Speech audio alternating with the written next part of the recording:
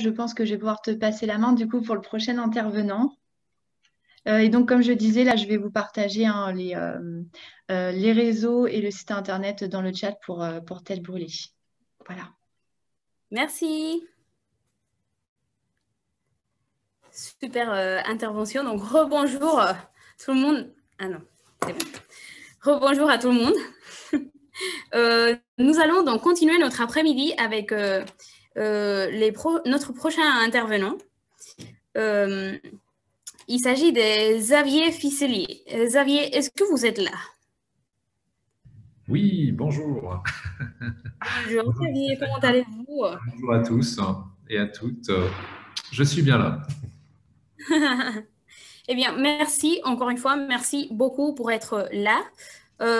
Donc, juste avant de commencer cette intervention, un petit rappel, ce matin, quand nous avons mis en place quand nous avons raconté justement les modalités qu'on allait avoir pendant la journée, on avait 3. Donc, interview, talk et table ronde. Nous avons des interviews, nous avons des tables rondes, il nous manque un talk.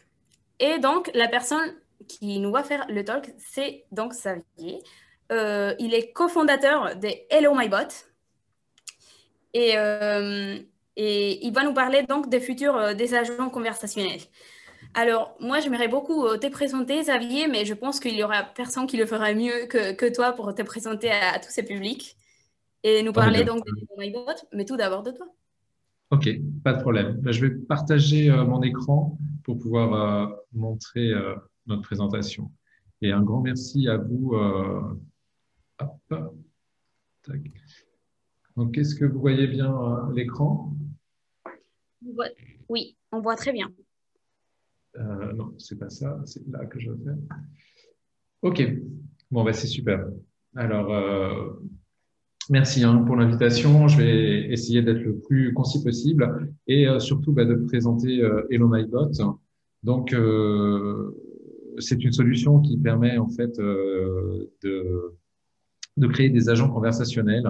Et pour le support client, pour la relation avec le client, vous allez voir, c'est quand même quelque chose d'assez extraordinaire et sur lequel on travaille chaque jour avec et nos clients et toute l'équipe afin d'améliorer les conversations. Donc, on aide les entreprises à embaucher leurs agents conversationnels, c'est-à-dire, alors on va essayer de définir à quoi ça sert, qu'est-ce que c'est exactement.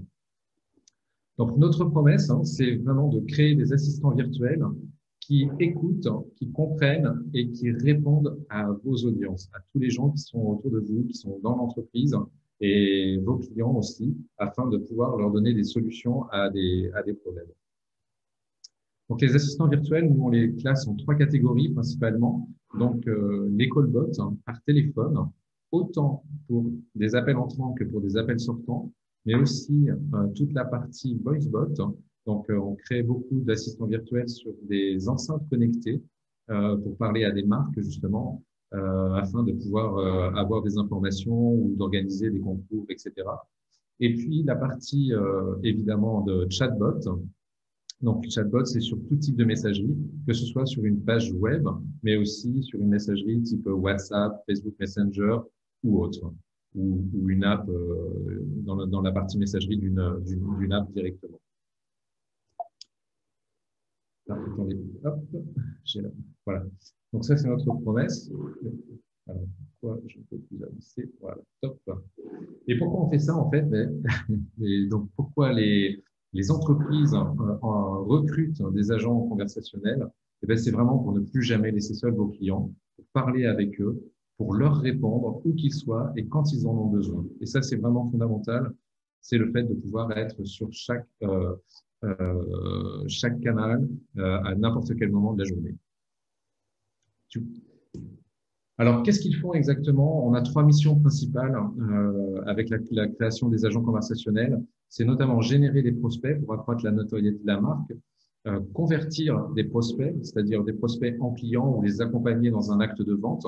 On peut tout à fait, sur un site d'e-commerce, eh bien, les aider à acheter plus, notamment faire du support client au moment de l'achat, mais aussi en support interne et externe. C'est une des principales fonctions des agents conversationnels pour répondre à des questions fréquentes ou notamment les premières questions les plus simples à répondre. Et ensuite, on retransfère sur des agents humains, entre guillemets, qui pourraient terminer une conversation. Voilà les principales missions. Donc, les domaines d'application, comme je vous dis, génération de leads en e-commerce notamment, qualification des leads ou préqualification. Là, en ce moment, on fait beaucoup de bots par téléphone pour préqualifier des personas et pour pouvoir préqualifier aussi de futurs clients et ensuite on transfère l'appel directement à un agent commercial qui va pouvoir terminer soit la vente, soit le renseignement sur un sujet.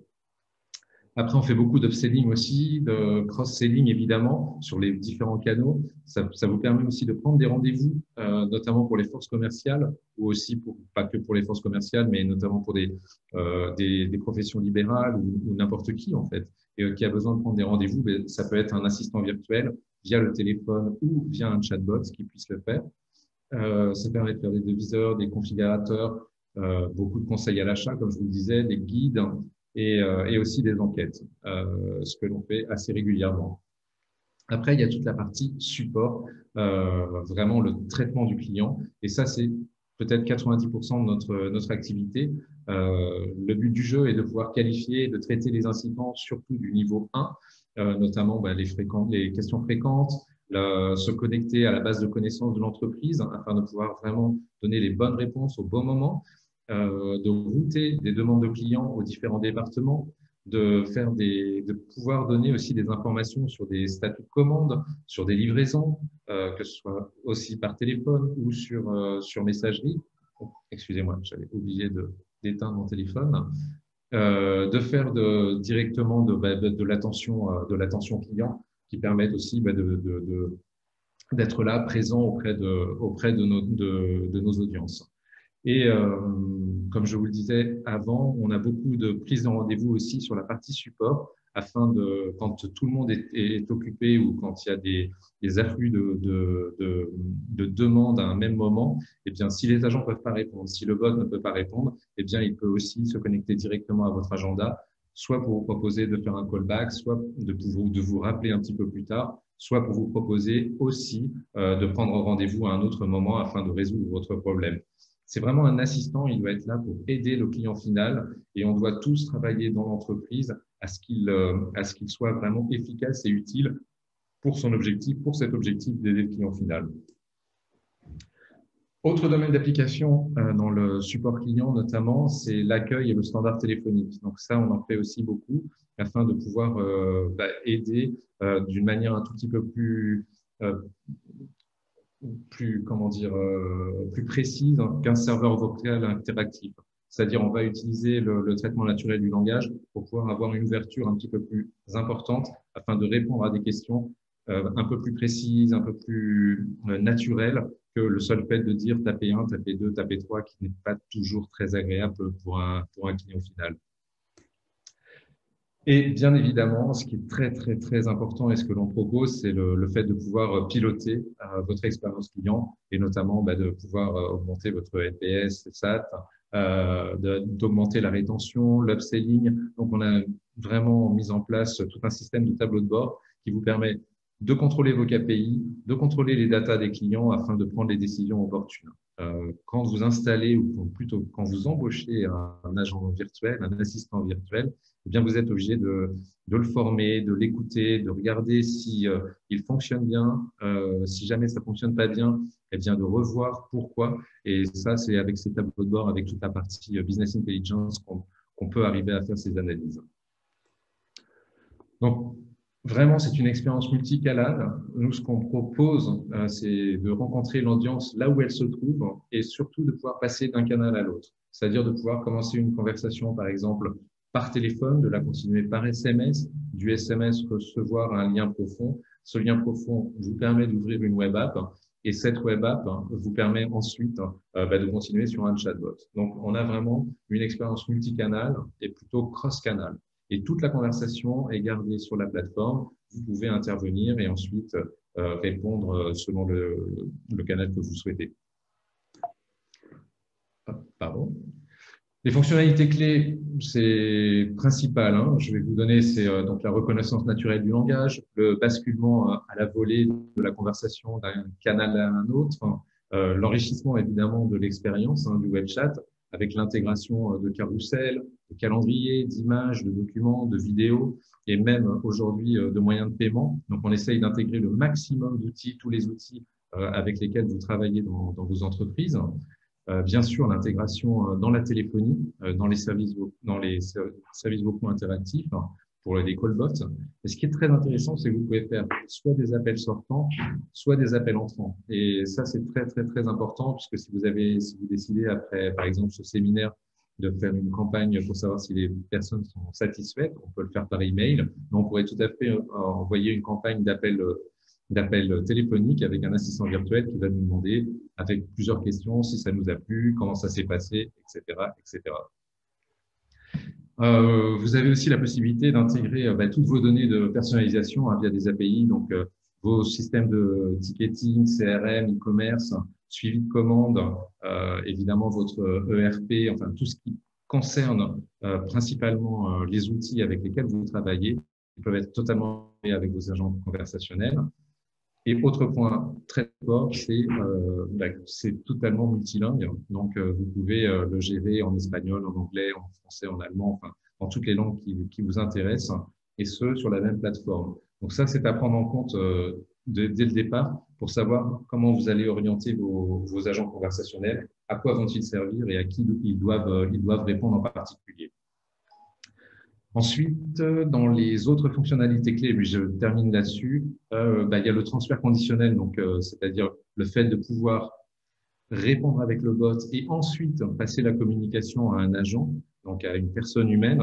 Ça, c'est très important. On arrive même sur le téléphone aujourd'hui à avoir une conversation qui commence par le bot et si un agent est disponible, eh bien, il va s'intégrer dans la conversation sans que l'audience s'en rende compte et récupérer l'appel. Parce que c'est vrai que entre parler à un robot et parler à un agent humain, eh bien, on préfère parler à un humain, évidemment. Mais de temps en temps, quand il y a un flux trop important d'appels dans des cas très spécifiques, comme on a pu avoir avec certains clients, eh bien, il est préférable d'avoir une réponse par un robot que de ne pas avoir de réponse du tout. C'est ça surtout l'objectif de notre support client lorsqu'on travaille sur ces sujets-là. Et évidemment, toutes les statistiques, entre guillemets, comportementales liées à l'analyse des datas que l'on peut avoir sur nos robots. Alors, notre savoir-faire, donc, très rapidement, c'est de le faire en 4 étapes. Hein. C'est vraiment de définir ce que vous voulez faire au niveau de vos objectifs, au niveau de votre agent conversationnel. Ensuite, c'est la partie, évidemment, création, le design conversationnel, les branchements entre les interactions entre vos systèmes d'information et cet agent. Il va falloir qu'il aille chercher des données quelque part et les transcrire pour vos clients. Et puis après, on connecte tous ces éléments et en fait, enfin, on le lance après avoir fait différents tests afin d'être bien sûr que tout fonctionne parfaitement. Donc, un agent conversationnel ultra connecté, ça, ce sont les intégrations qu'on a déjà mises en place, que ce soit avec Zendesk, Zapier, Agendize, enfin, tous les systèmes de calendrier, etc., et vos systèmes d'information. Et puis, voilà, quelques clients avec lesquels on travaille déjà depuis 2 ans, sur lesquels on travaille principalement sur la partie support client, mais aussi sur la partie génération de leads. Donc, on a quelques belles références. Je vais vous passer juste très, très vite pour pouvoir répondre à vos questions, quelques cas d'usage qui me semblent intéressants. Je vais en faire un seul sur la partie génération de leads et 2 sur la partie support client, puisque c'est plus ça qui nous intéresse ici. Mais ce qui est important pour nous, c'est qu'on a fait on a commencé avec beaucoup de nos clients à faire du support et on est très vite aussi passé sur l'engagement, sur le fait d'aider les clients à soit acheter plus, soit avoir des renseignements complémentaires lors d'un acte d'achat. Et puis après, on a aussi été sollicité par ces mêmes clients pour se dire mais pourquoi on ne ferait pas de la préqualification de leads, pourquoi on n'irait pas un petit peu plus en amont et essayer d'avoir plus de clients. Donc là, c'est le cas avec l'Indigo. Lidigo, c'est donc un comparateur de vol avec qui on a commencé notre collaboration sur une application vocale sur les enceintes connectées. Donc sur Google Home et Amazon Alexa.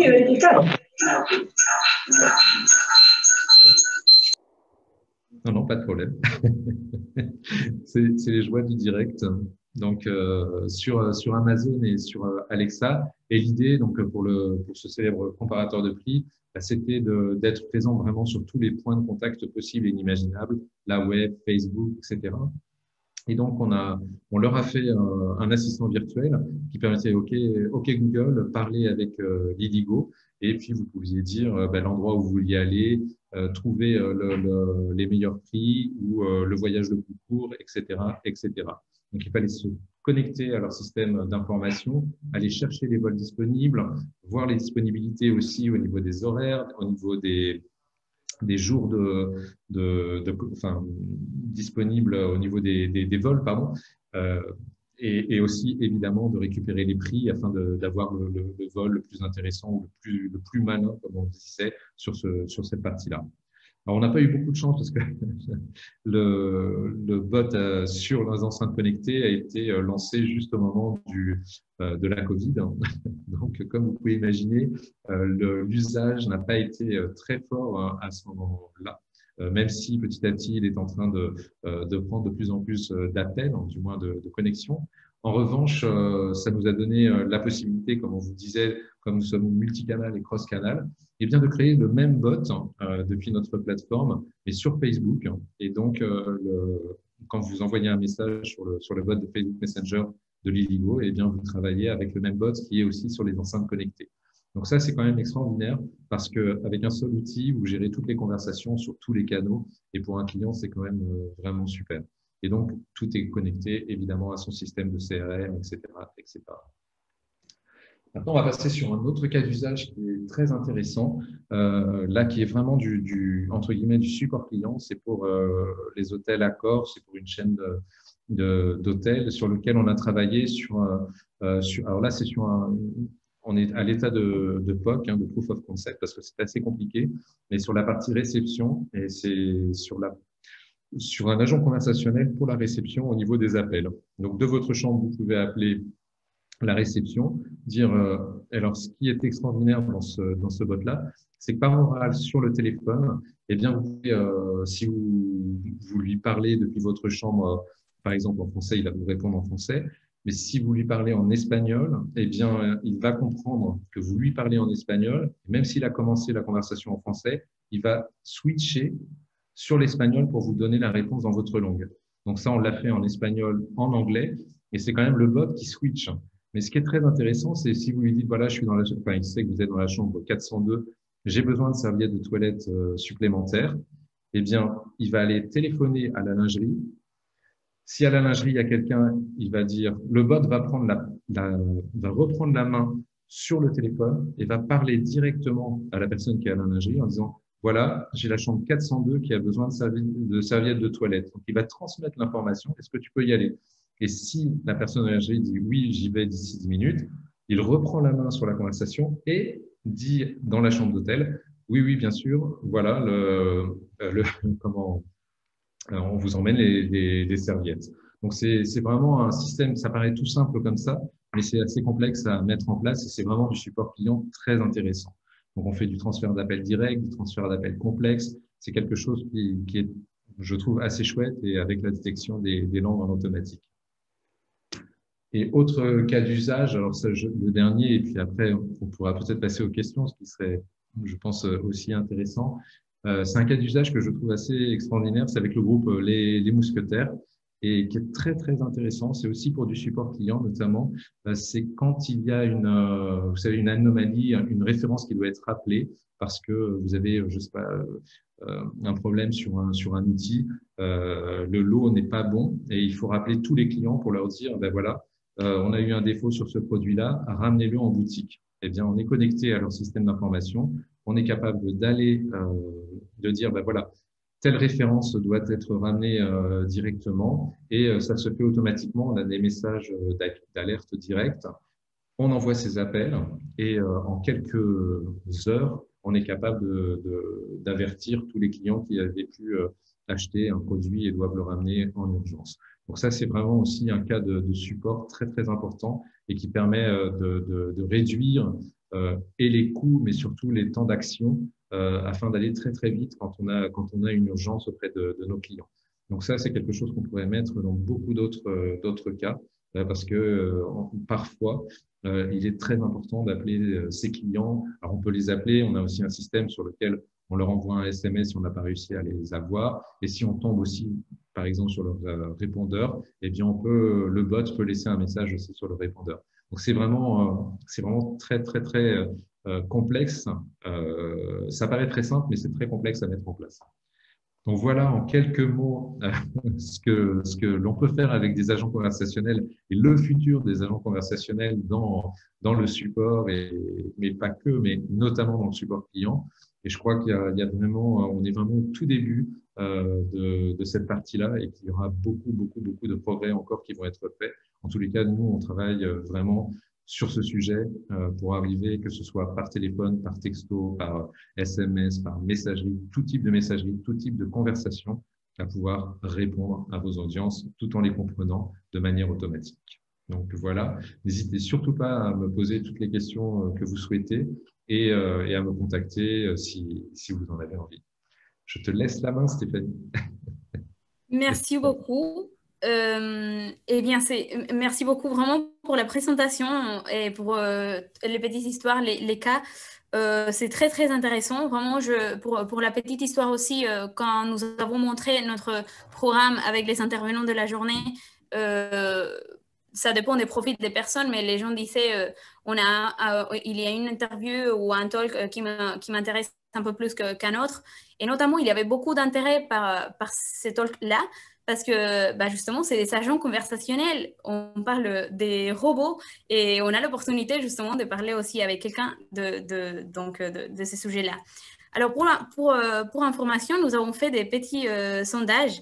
La première question, c'était: avez-vous été reçu par un agent conversationnel robot dans un service client? Donc, nous avons les 78% qui a dit oui, les 22% qui a dit non. D'accord. Et pour la deuxième question, donc, croyez-vous au futur des agents virtuels pour les CRM?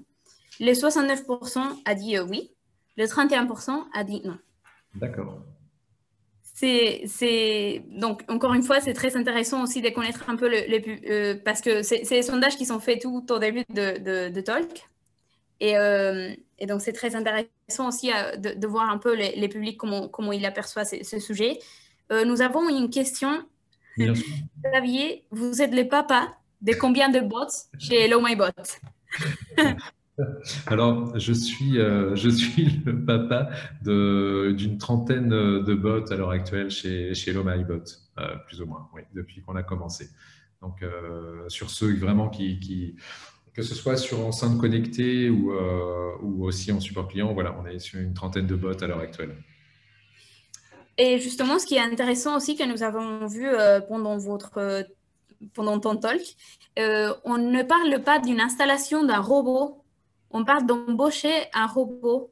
Oui, alors ça, c'est vraiment moi qui y tiens à ce terme-là d'embauche d'un robot ou du moins de recrutement d'un robot, parce qu'en fait, ça se passe exactement comme un process de recrutement, c'est-à-dire il faut vraiment donner un cadre. Il faut exactement savoir à quoi il va servir, qu'est-ce qu'on va faire ensemble entre le robot, nous et le client. Parce qu'on demande souvent trop de choses à un même et seul robot, ce qui fait que l'expérience est peut-être déceptive. Il peut y avoir des frictions. Et en fait, je pense que chaque robot doit avoir, chaque agent conversationnel doit avoir une fonction. On ne peut pas créer le même agent conversationnel pour faire du support client et puis dessus aussi essayer de vendre quelque chose et puis aussi essayer d'avoir des leads supplémentaires. Non, c'est des postes différents, comme on a des postes différents dans une entreprise, et il va falloir aussi les former. Et quand je dis les former, c'est que l'entraînement, aujourd'hui, l'intelligence artificielle, elle est vraiment artificielle, entre guillemets, c'est-à-dire sans l'être humain, il n'y a pas d'intelligence artificielle qui existe. Et donc, au départ, notamment sur le traitement naturel du langage, eh bien, il va falloir le former parce qu'il va faire des erreurs, parce qu'il ne va pas avoir compris certaines choses. Il va falloir lui dire non, ça tu ne l'as pas compris, mais ça voulait dire ça. Alors des fois, il ne savait pas que ça voulait dire ça, et des fois, il savait, mais il s'est trompé. Mais quand on lui réexplique, non, non, c'était bien ça qu'il fallait dire, au contrairement, par exemple, aux enfants, eh bien, il le comprend une fois pour toutes. Mais ça, c'est une petite plaisanterie, mais c'est vrai que c'est très important c'est pour ça que je parle d'embauche et de recrutement d'un agent conversationnel, parce qu'il y a beaucoup de travail de la part de l'entreprise derrière.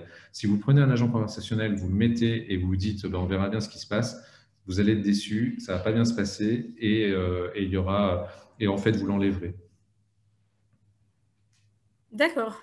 Eh bien, c'est aussi important, je pense aussi à dire aux entreprises ou à toutes les personnes qui veulent justement avoir un chatbot, c'est qu'il y a un gros travail derrière. Et justement, nous avons une autre question. Euh, Amazon teste un chatbot en ce moment pour toute question sur une commande ou même sur un produit.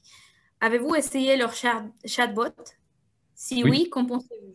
Eh bien, je suis tombé dessus la semaine dernière, absolument par hasard. Et alors, c'était une landing page bot. Alors, je ne sais pas si on parle de la même chose. Ce n'était pas une bulle hein, de chatbot, c'était vraiment quelques questions.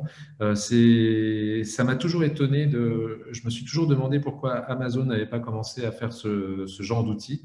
Et je suis tombé sur cette landing page. Alors, elle est extrêmement.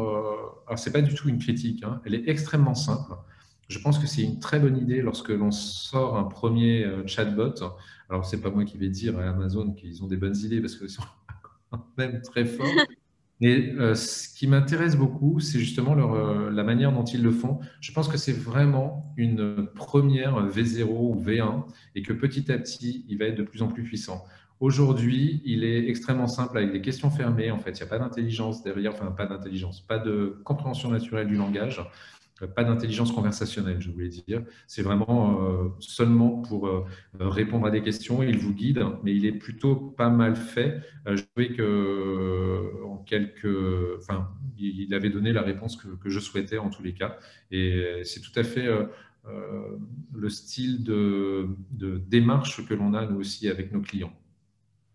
Après, je ne connais pas du tout les connexions qu'il a sur ces systèmes d'information. Je serais très curieux hein, de discuter. Nous, on parle beaucoup avec Amazon, mais plus sur la partie Alexa. Donc, puisque c'est avec eux qu'on a travaillé notamment sur les enceintes connectées. Très bien. Et donc, oui, Guillaume, justement, la personne qui a posé la question confirme qu'il s'agit bien d'une landing page. Donc, c'est bien le même bot que nous avons vu. Oui. Et par rapport à cette question, c'est assez curieux et aussi par rapport aux résultats des sondages. Qu'est-ce qu'on peut faire ou est-ce qu'il y a des clients justement qui ne veulent pas parler avec des robots alors qu'un service après-vente s'est plutôt mal passé? Si jamais ils ont eu des soucis, comment justement arriver à avoir l'avis de ces clients qui n'ont pas envie de parler avec un robot, qui sont un peu frustrés, qui veulent vraiment avoir un humain qui Alors, puisse comprendre? c'est une super question. Vraiment. En revanche, il faut faire très attention. Il y a deux problèmes dans cette question. Alors, je crois que personne n'a envie de parler à un robot, déjà. Il faut l'avoir il faut que ce soit très clair dans nos têtes. On n'a pas envie de parler à un robot. On voudrait tous parler à quelqu'un de vraiment très aimable et qui va vous donner une réponse immédiatement. La réalité, c'est qu'aujourd'hui, il y a des moments, on ne peut pas répondre à tout le monde. On ne peut pas répondre 24 heures sur 24. Enfin, il y a des coûts extrêmement forts pour une entreprise de pouvoir répondre n'importe où, sur n'importe quel support, 24 heures sur 24, de manière super gentille, avec des gens hyper bien formés, enfin, etc., etc., etc. Et il y a des entreprises qui même décident de ne répondre à personne plutôt que d'essayer de répondre sans pouvoir le faire.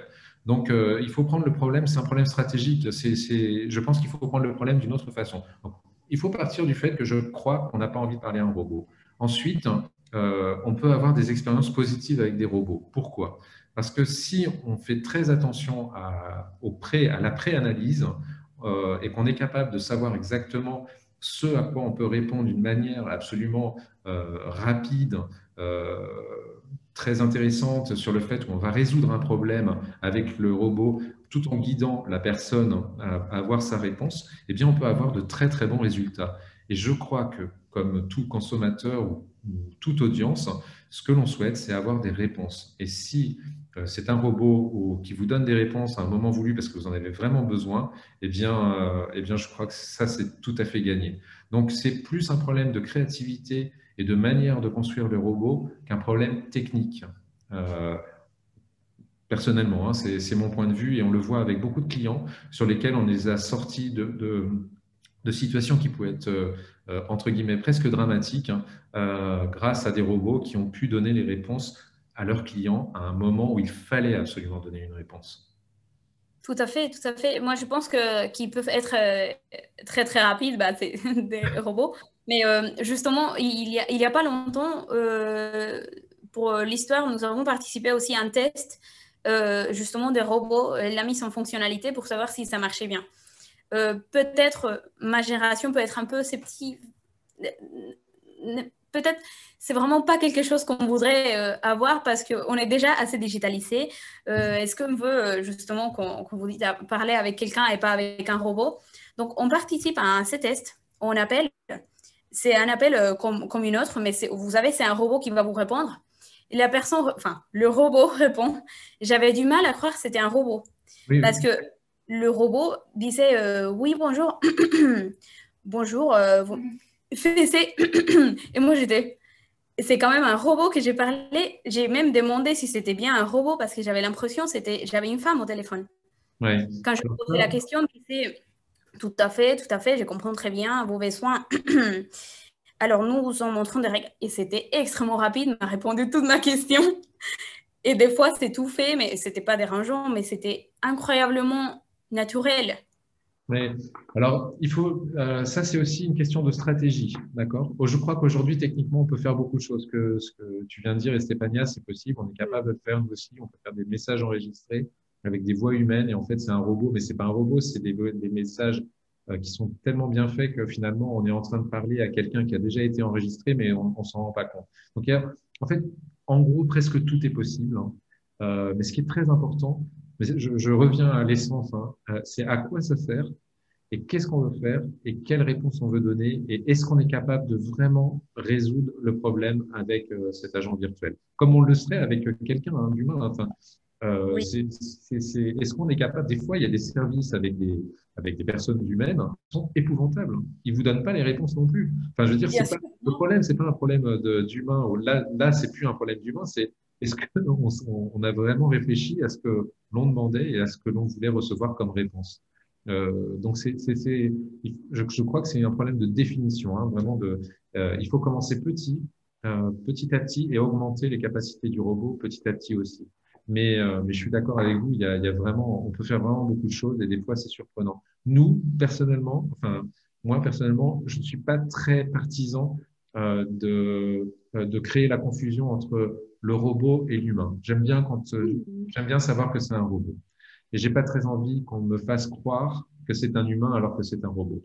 Mais ça, c'est personnel. Si j'ai affaire à un robot pour mon entreprise, je ferai un robot qui va essayer de parler le mieux possible, mais on saura que c'est un robot. C'est super intéressant, encore une fois, ces points de vue complètement différents. Mais ça a tout à fait sens. Nous avons aussi une autre question. Comment choisit-on la voix d'un bot, sa personnalité, son genre, Alors, etc. c'est une question très, très importante. Alors déjà, choisir le genre, c'est une question. Écoutez, moi, ça m'est jamais arrivé jusqu'à jusqu'à créer ces robots. Mais un jour, on nous a demandé justement d'avoir un robot sans genre, ni homme ni femme. Donc, on a dit non. Euh, Ah, on a dit non.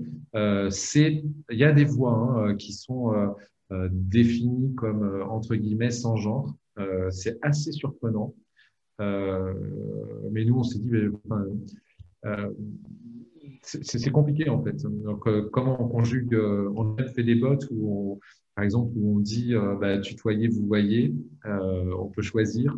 on a fait ce genre de choses, hein, ne serait-ce que pour le nôtre.